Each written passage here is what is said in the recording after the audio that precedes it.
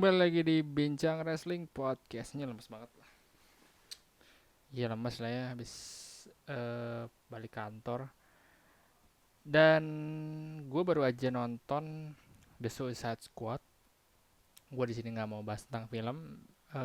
Gue juga tadi kepikiran kayaknya gue pengen bahas film juga deh. Karena Summer Box Blockbuster udah mulai deket. Banyak film-film yang pengen gue bahas juga. Mungkin kalau ngebahas film gue bakal ngebahas di topik aja kali ya.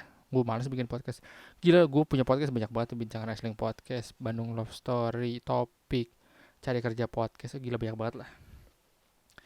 Dan pendengarnya emang beda-beda gitu. Ini pendengar wrestling, itu pendengar percintaan. Lu kalau ada yang galau-galau lu bisa dengerin podcast dulu di Bandung Love Story. Kalau inspirasi tentang cari kerja gitu atau pekerjaan-pekerjaan lu di Cari Kerja Podcast. Kalau random thought gue di topik. Terus balik lagi ke tadi, gue kan baru nonton The Suicide Squad kan. Filmnya bagus, bagus banget di HBO Max. Gue pakai VPN segala macam.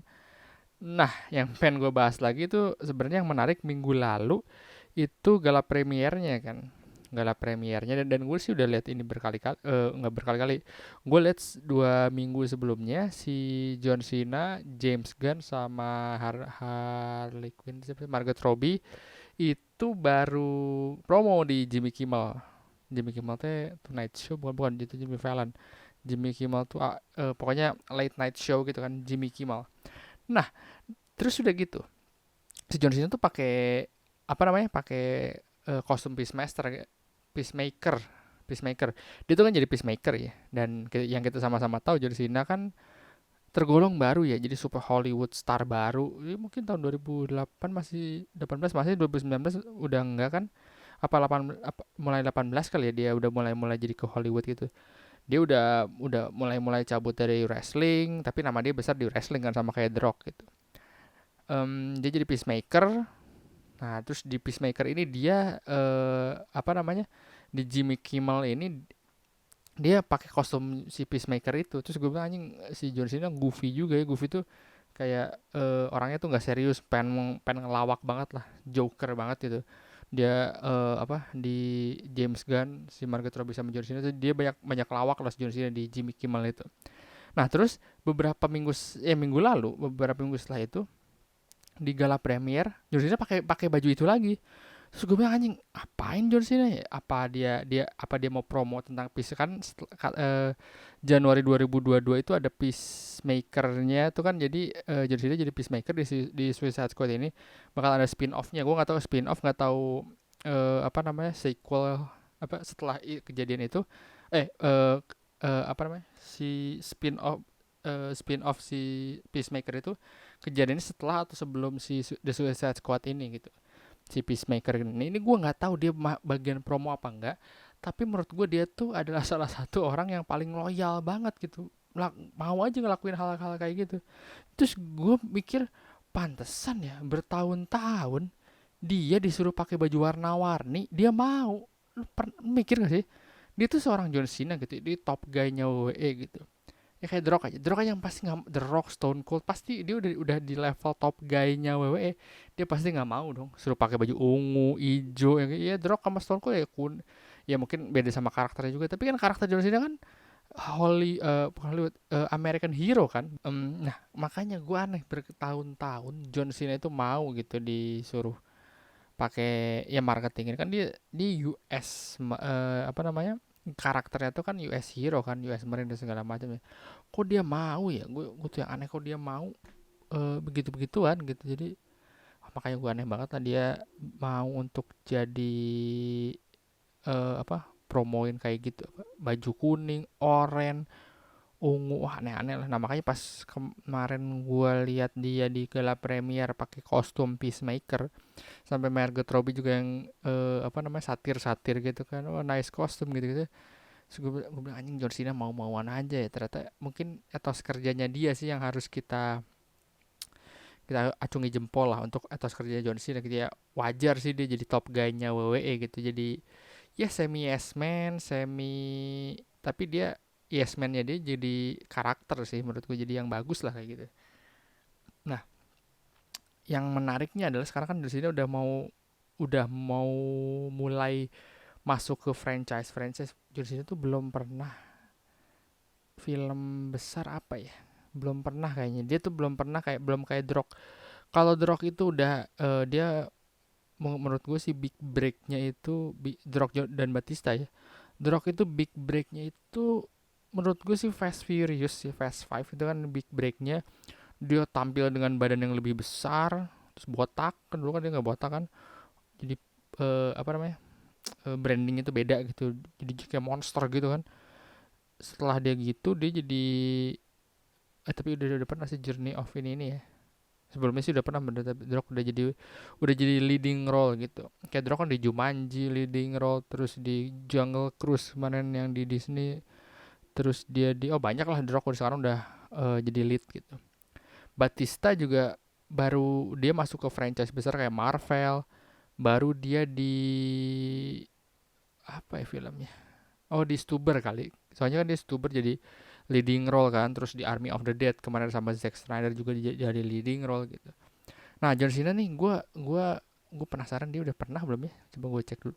Kalau kayak demerin gitu sih, gue ya itu menurut gue leading role, cuma bukan ini besar ya, bukan apa namanya, bukan film besar gitu ya, film WWE lah, terus bukan big budget Hollywood production gitu. Itu mah ya low budget si apa namanya WWE production mah ya ampun. John Cena mana sih filmografinya, filmografi nggak ada sih. John Cena filmografi nggak ada ya, filmografi John Cena, filmografi John Cena, filmografi ini nih, John Cena filmografi itu Trainwreck, Sister, Daddy's Home aja dia sama Mark Wahlberg sama si aduh siapa namanya gue lupa, nggak jadi ini. Terus kayak The Wall dia film indie, tapi dia bisa dibilang cuma ini doang sih, cuma apa namanya, cameo di tiduran gitu. Doolittle, Fast Nine belum, jadi gua rasa sih dia belum ya. Kayak di The Reunion dia itu kan jadi eh, leading role tuh didemerin kan. Terus 12 Round itu nggak gue hitung lah, legendary film-film WWE nggak gue hitung. Scooby Doo WrestleMania Mystery lah yang nggak gue hitung. The Reunion ini apa ya, nggak ya, misalnya leading role tapi bukan leading role di tempat besar kan. Kayak dia tuh Trainwreck sama jadi pacarnya si Amy Schumer kan. Terus sister apa nih, sister gue nggak tahu. Terus kayak Daddy's Home, Serve Up, The Wall, Daddy's Home 2, Ferdinand dia jadi leading role dia tapi suara kan. Blocker, Bumblebee juga dia ya bisa bilang supporting role, tapi ya udah ya sama lah kayak Fast Nine, kayak Suicide Squad gitu. Playing with Fire ini apa nih, Playing with Fire ini gue belum nonton. Doolittle, Fast Nine, Vacancy Friend, Project iya.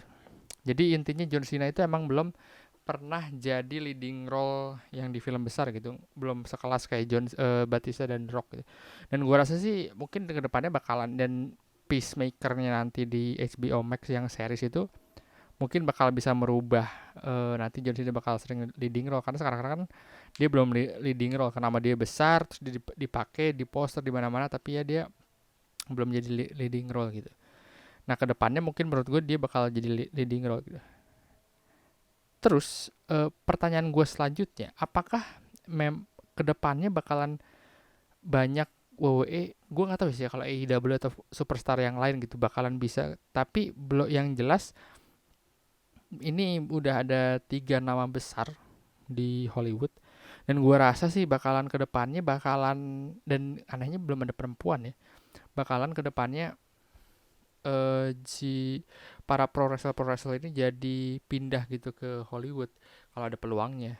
Dan yang anehnya emang perempuan belum ada. Dan gue yakin Sasha Banks kemarin lagi syuting The Mandalorian kan, Mandalorian season 2 kalau salah. Terus dia juga kata dipanggil lagi buat Mandalorian season 3 atau spin off atau apapun lah. Dan gue rasa kayak jembatan lagi buat, kayak belum ada ya pegulat atau mantan pro wrestler yang perempuan yang sukses gitu di Hollywood gitu. Kalau mungkin siapa yang bakal lebih bisa gitu kan, jadi jembatan di situ, ataupun siapapun gitu di nantinya. Kalau Ronda Rousey nggak serius-serius banget ya menurut gue gitu. Dan kedepannya sih menurut gue kayak misalnya si Roman Reigns juga mungkin bisa ya si Roman Reigns dari segi fisik. Dan gue aneh sih, rata-rata top guy semua ya, kayak The Rock, Batista, John Cena itu kan top guy ini kan, top guy WWE gitu. Jarang ada orang yang pro wrestler atau yang biasa aja, yang mid card atau upper card, yang ya sekelas Nathan Jones gitu gitulah.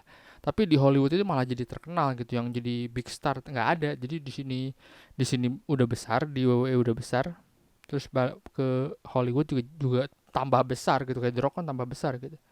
Ya feeling gue sih mungkin emang etos kerja mereka gue ngomongin mereka bertiga ya, mungkin dari etos kerja mereka bertiga sih emang keren sih, jadi mereka juga tambah besar namanya kan, jadi dari hasilnya mereka, dari kerja kerasnya mereka jadi tambah besar gitu ya. Kita lihat ya kayak Hogan kan, kakek-kakek yang pengen anaknya doang kan, yang eh, diva lah, makanya dia nggak begitu sukses kan di wrestling sekarang. Jadi di dibu udah tua-tua masih dibu.